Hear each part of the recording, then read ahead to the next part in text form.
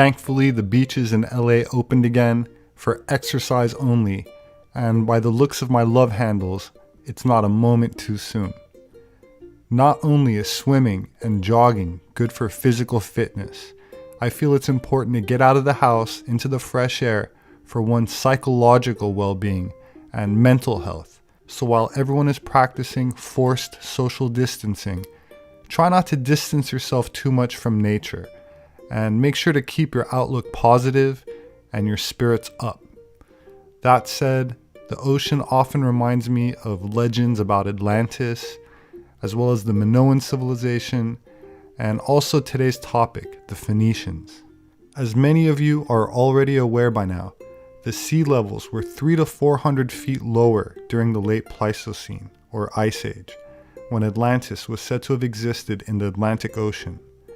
The glaciers melted in several spurts, with major cataclysms taking place 11,500 years ago, or 9,500 BC, the date given by Plato for the destruction of Atlantis, which perfectly matches the geological record. There were many changes that took place during the time of these cataclysms, such as lakes in the Sahara Desert drying up and coastal regions of the Mediterranean Sea changing, as well as the subduction of parts of the mid-Atlantic ridge, where the present-day Azores Islands are located, which is at the triple junction where three tectonic plates meet.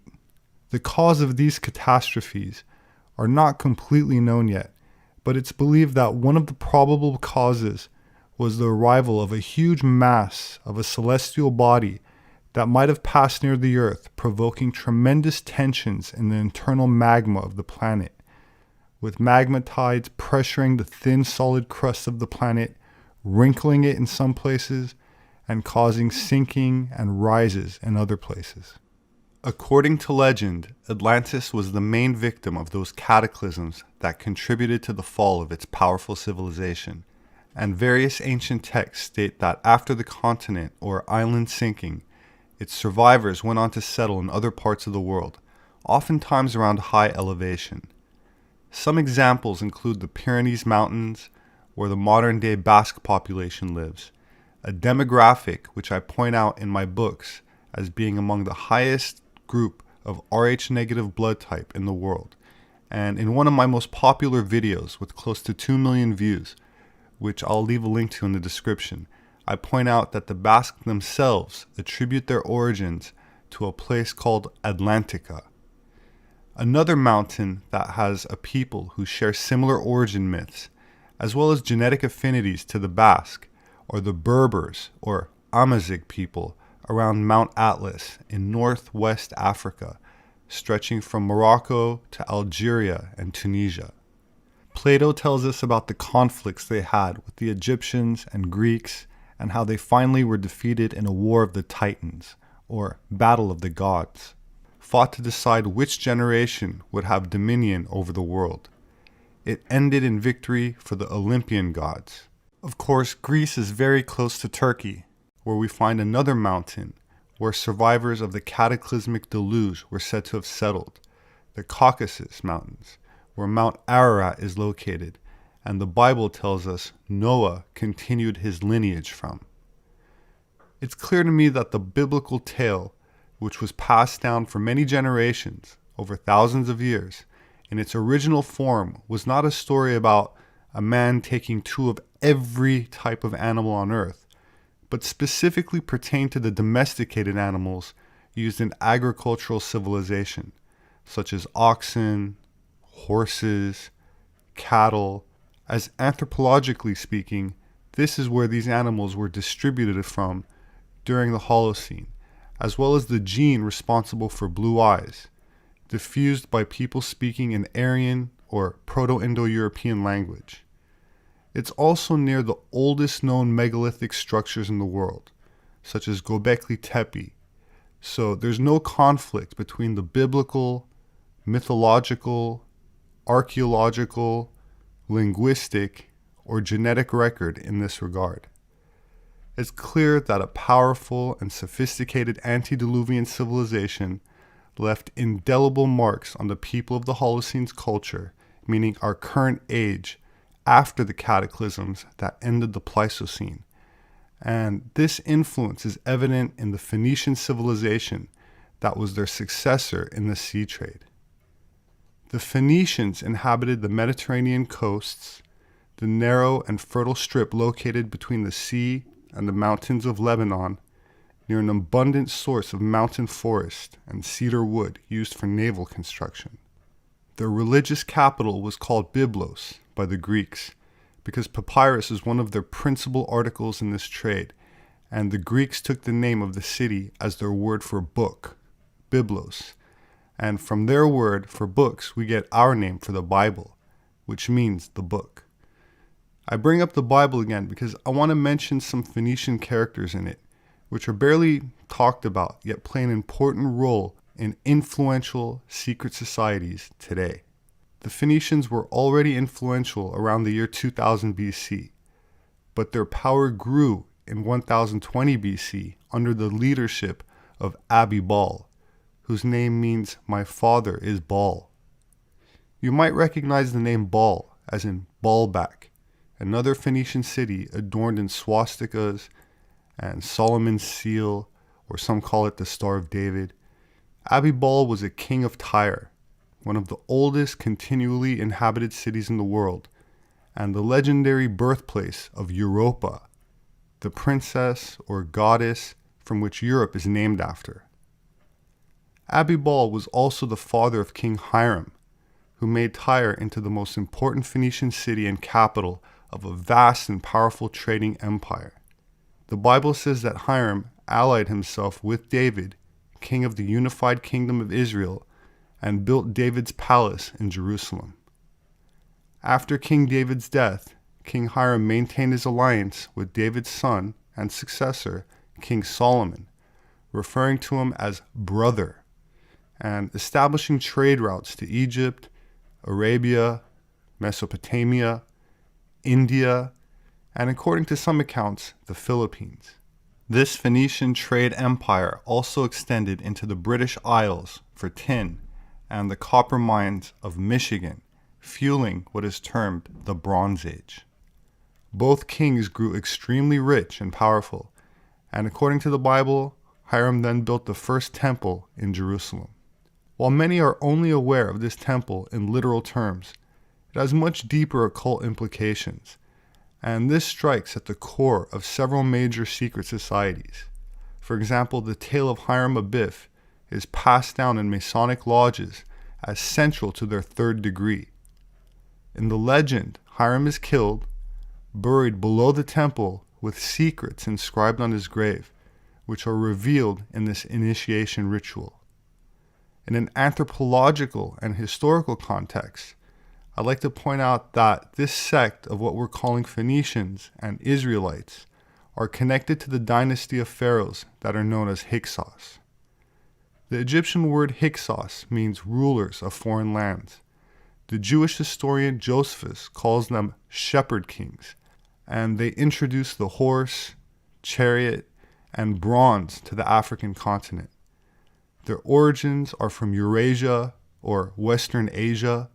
Josephus identifies the Israelite exodus with the expulsion of the Hyksos, and the 3rd century BC Egyptian historian Manetho reports that they wandered the desert before establishing the city of Jerusalem. That said, I'd like to link these same people, this Egyptian monotheistic dynasty, and Israelites with the Templars, the European knights that invaded Palestine and conquered Jerusalem, also known as the Poor Fellow Soldiers of Christ, and the Temple of Solomon, or Order of Solomon's Temple, or the Knights Templar. Now, some people get confused here because they view Europeans as Aryans or Indo-Europeans, and yet Hyksos are considered Semitic. So let's look at these terms a bit closer. Earlier we spoke of Noah, and he was said to have 3 sons. Each of these sons represents a third of the old world, but were of the same race, Caucasian, a term which comes from the Caucasus Mountains where Noah settled. Caucasia is an area situated between the Black Sea and the Caspian Sea, and mainly occupied by Armenia, Azerbaijan, Georgia, and Russia. Aryans, or Indo-Europeans, are descended from Japheth, the eldest son of Noah. After the Great Flood, his descendants became the Phoenician, Greek, and other Indo-European civilizations. The Greeks knew Japheth as Iapetos. In the Vedas of India, he is known in Sanskrit as Prajapati. The Romans knew him as Jupiter. The word Semite comes from Shem, another son of Noah, also Caucasian, same ethnicity, same race. Remember, we're talking about many thousands of years ago. Shem had 5 sons who settled in what would become modern-day Syria, Iraq, Iran, but in ancient times we would refer to as Babylon, as well as other parts of Asia. Ham was the third and youngest son, and regardless of the misunderstood curse mentioned in the Bible, was also Caucasian, from Caucasia, which became the Caucasian populations of North Africa, such as the North African Moors, who were initially Caucasian Berbers, who today have 8% sub-Saharan genetics, but centuries and millennia ago were blonde and ginger and looked like this. When the ethnic affinities between these populations are understood, history is less of a mystery and starts making sense. For example, scientists have sequenced the first complete mitochondrial genome of an ancient Phoenician, and according to the researchers, they found the European lineage in North Africa dating to some 2,500 years ago, quote, very unexpected. The haplogroup U5b2c1 is considered to be one of the most ancient haplogroups in Europe. It should only be surprising to someone who did not know that the ancient Mediterranean, including North Africa and the Levant, which is another term for the Phoenician area around modern Lebanon, shared a similar phenotype. In other words, they were ethnically white people. Which brings us to the meaning of the word Jew. The English term Jew originates in the biblical word for Yehudi, meaning from the kingdom of Judah, or in a more religious meaning, worshipper of one God. After the death of King Solomon, sometimes around 930 BC, the kingdom of Israel split into a northern kingdom, which retained the name Israel, and a southern kingdom called Judah. The earliest mention of the word Israel comes from an inscription carved on stone erected by an Egyptian pharaoh around 1200 BC.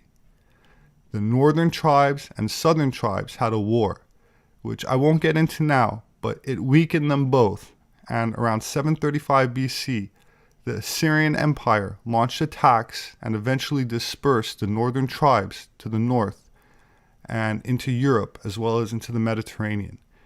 This is where you get the term lost tribes from. Essentially, the Assyrians sided with Judah, or the southern tribes, and so only Judah was left. This lasted for a few decades, and in 587 BC, Judah was also destroyed by a Babylonian king, and its inhabitants were taken into slavery.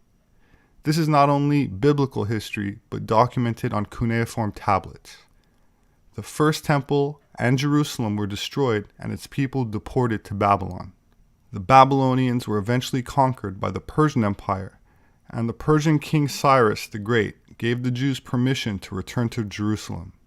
Cyrus the Great called himself Aryan, and that was the word he used, from the Aryan race, etched in stone by his grave still visible today. Zoroastrianism was his religion, and incidentally is also argued as being one of the first, if not the first, monotheistic faith. So after the Jews returned to the Levant, call it Palestine, call it Israel, call it whatever you want, but after they returned, any other Israelite that also returned until present day were also called Jews. So remember, there were other tribes, and collectively they were known as Israelites. And the Israelites, according to Manetho, were Hyksos, and the Hyksos were the ones that introduced Ra worship to ancient Egypt, replacing the pantheon and the many cults with what modern historians attribute as the first recognized version of monotheism, the worship of one God. So let's look at the etymology of the word Jew again. Let's look at the religious meaning. If you Google it, you'll likely see something like this: worshipper of one God. So when people call Ashkenazi Germanic Jews fake Jews, while they may not have been part of the southern kingdom, literally one of the two tribes in the south, particularly Judah, they still consider themselves part of the monotheistic race, which came out of Egypt as the Hyksos dynasty, which prior to that entered Egypt from Eurasia, or the Caucasian region, or Western Asia.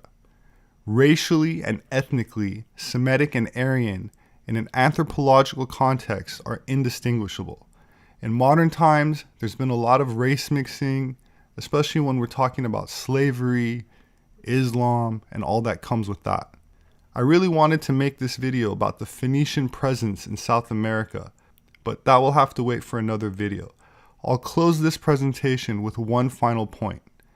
I've linked the descendants of Noah, or Caucasians, with the pharaohs of Egypt, with the Israelites and Phoenicians, and with the Knights Templar. And to give it one last twist, I'll extend that line to not only Germanic tribes and royal families, but to the Nationalist Socialist Party of Germany in the 30s and 40s. The European royal families are predominantly of Rh negative blood type. I've already discussed the links between Scotland and ancient Egypt in another prior video, which was also very popular with over 1 million views, so I won't repeat myself now, but will include a link in the description for those who might have missed it. The people collectively known as Israelites were dispersed or deported from the Middle East after the conquest by the Assyrian Empire around 720 BC. The Jewish historian Josephus wrote that, quote, "The 10 tribes are beyond the Euphrates till now, and are an immense multitude, and not to be estimated in numbers." Some of the names of these tribes became known as the Cimmerians, Scythians or Scythians, Goths, Celts, Anglo-Saxons, and Vikings. These days, many of their descendants have been converted to Christianity, so no longer retain any connection to their ancient ancestry. One such tribe is that of Dan, whose migration left their name in parts of Europe, such as the Danube River or the nation of Denmark, as can be seen on this 17th century Dutch map. Remnants of these people can also be identified in Scotland and Ireland, with some tribes becoming the Amish in America and others settling South Africa, establishing agricultural civilization there 500 years ago, but today have lost their land and identity to Afrocentric communism and face total genocide.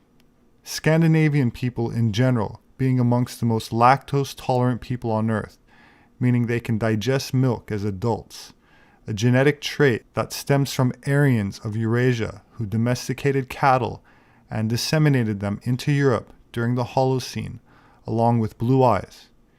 Northern Europeans also have a relatively high degree of rhesus-negative blood type. According to Herodotus, the Nuri were a tribe living beyond the Scythian, roughly the area of modern northern Ukraine and southern Belarus. Also said to be the ancestors of the Slavic people. In the 18th century, the Swedish historian Olof von Dalen believed that the ancient Finns, alongside Lapps and Estonians, who sprung from the Nuri, ultimately descended from the lost tribes of Israel. Quote, "The Nuri seem to have been remnants of the 10 tribes of Israel, which the king of Assyria brought as captives out of Canaan. When one realizes that the language of these ancient Finns, Lapps, and Estonians is similar to the Hebrew, and even that this people in ancient times reckoned their years beginning from the 1st of March and Saturday as their Sabbath, then one sees that the Nuri in all probability had this origin." Finland is most commonly identified with the tribe of SEPEHR. Incidentally, the Finnish word for father is Isa.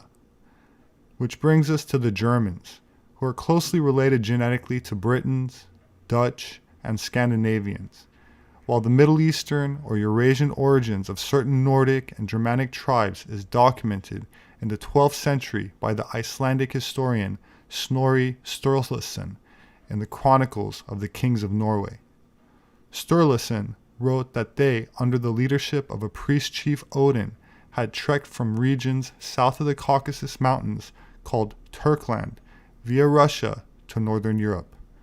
Quote, "On the south side of the mountains, which lie outside of all inhabited lands, runs a river through Swithoid, which is properly named by the name of Tanais, but was formerly called Tanaquissel or Vanaquissel, and which falls into the Black Sea. The country of the people on Vanaquissel was called Vanaland or Vanaheim, and the river separates the three parts of the world, of which the easternmost part is called Asia and the westernmost Europe. Swithoid was the Scandinavian name for Scythia, which covered a vast area including all of southern Russia, most of Ukraine, and most of Central Asia. Tanais was the ancient name for the river Don."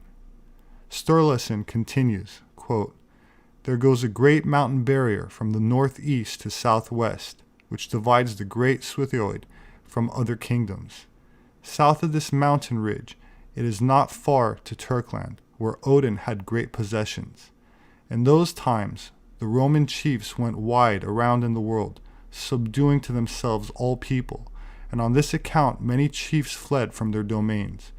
But Odin, having foreknowledge and magic sight, knew that his posterity would come to settle and dwell in the northern half of the world. He therefore set his brothers Ve and Vilge over Asgard, and he himself, with all the gods and a great many other people, wandered out, first westward to Gardarlake, and then south to Saxland.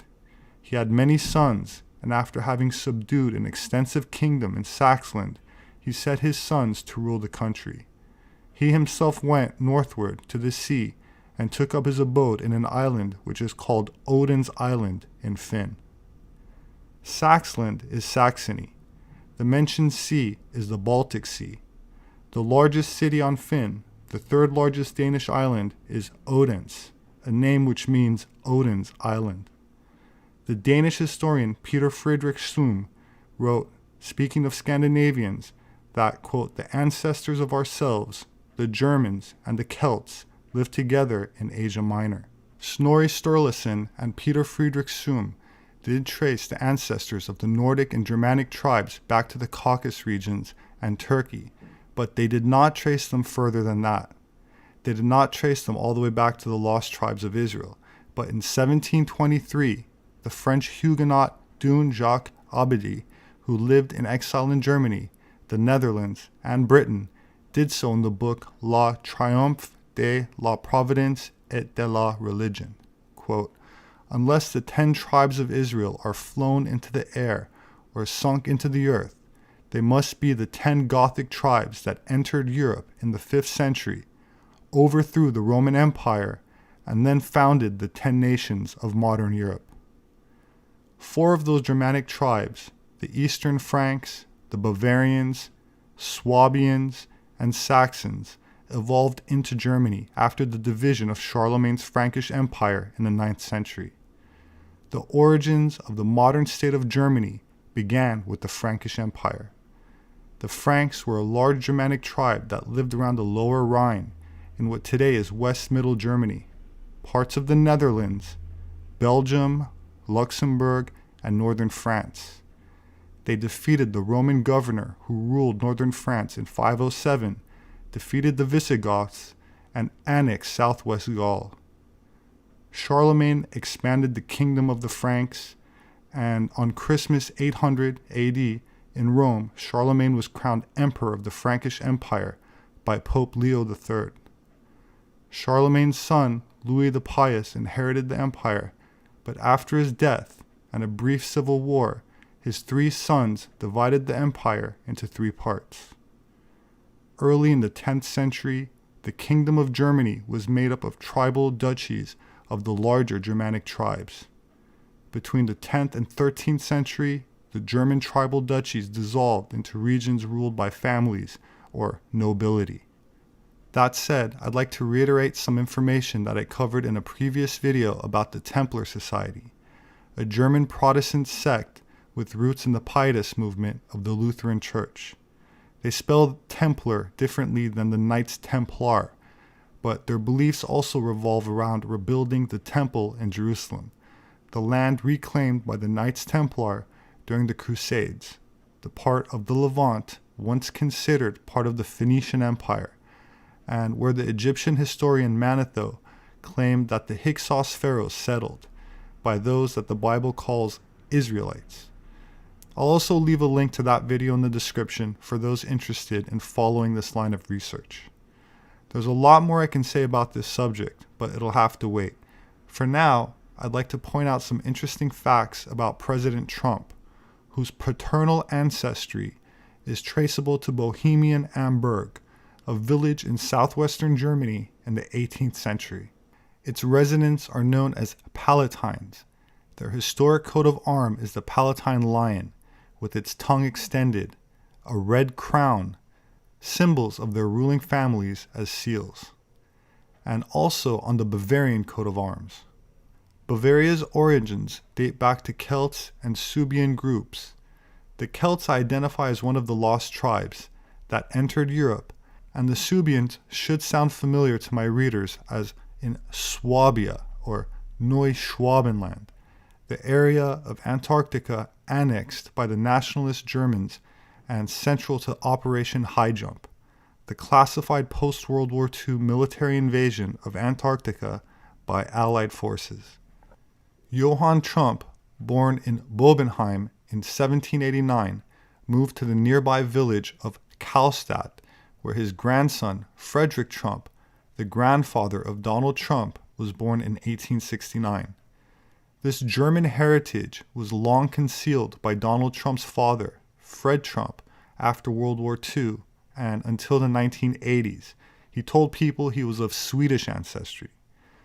Donald Trump repeated this version in The Art of the Deal, published in 1987, but later said he was proud of his German heritage. Of course, Sweden was founded by the same group of people that we call Swabians, and very few people understand what that means. That said, one needs only look at the occult, meaning hidden, symbology of the Trump Tower to gain a deeper insight into his true ancestry.